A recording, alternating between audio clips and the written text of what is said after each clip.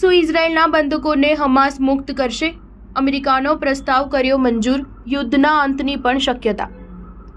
Hamas અને Israel વચ્ચે લગભગ 9 મહિનાથી યુદ્ધ ચાલી રહ્યું છે. જોકે હવે આ યુદ્ધનો અંત આવે તેવા સંકેત નજર આવી રહ્યા છે. હમાસના એક વરિષ્ઠ સૂત્રનો હવાલો આપતા એક ન્યૂઝ એજન્સીએ જણાવ્યું કે હમાસ ગાઝામાં 9 મહિનાથી ચાલી રહેલા યુદ્ધને સમાપ્ત કરવાના હેતુથી કરવામાં આવેલા કરારને અમલમાં લાવવા માટે તૈયાર થઈ ગયું છે. પ્રથમ તબક્કાના 16 દિવસ બાદ ઇઝરાયેલી બંધકોને મુક્ત કરવા માટે શરૂ કરવા માટેના અમેરિકાના પ્રસ્તાવને સ્વીકાર કરી લીધો છે. પેલેસ્ટિનિયન સંગઠને માંગ કરી છે કે કરાર પર હસ્તાક્ષર કરવા પહેલા ઇઝરાયેલે પહેલા એક સ્થાયી યુદ્ધ વિરામ માટે પ્રતિબદ્ધ હોવું જોઈએ. 6 અઠવાડિયાના પ્રથમ તબક્કા દરમિયાન તેને અંજામ સુધી પહોંચાડવામાં આવશે. મધ્યસ્થતાના માધ્યમથી કરવામાં આવેલા યુદ્ધ વિરામના પ્રયાસોમાં સામેલ એક પેલેસ્ટિનિયન અધિકારીએ જણાવ્યું હતું કે જો ઇઝરાયેલ સંમત થાય તો આ પ્રસ્તાવ કરારમાં પરિણમી શકે છે.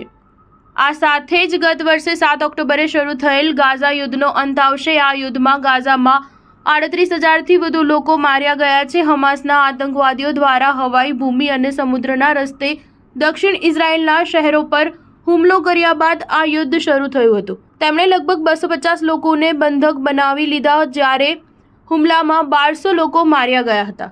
સ્ટાર ન્યૂઝ 7 હંમેશા સચ્ચાઈની સાથે.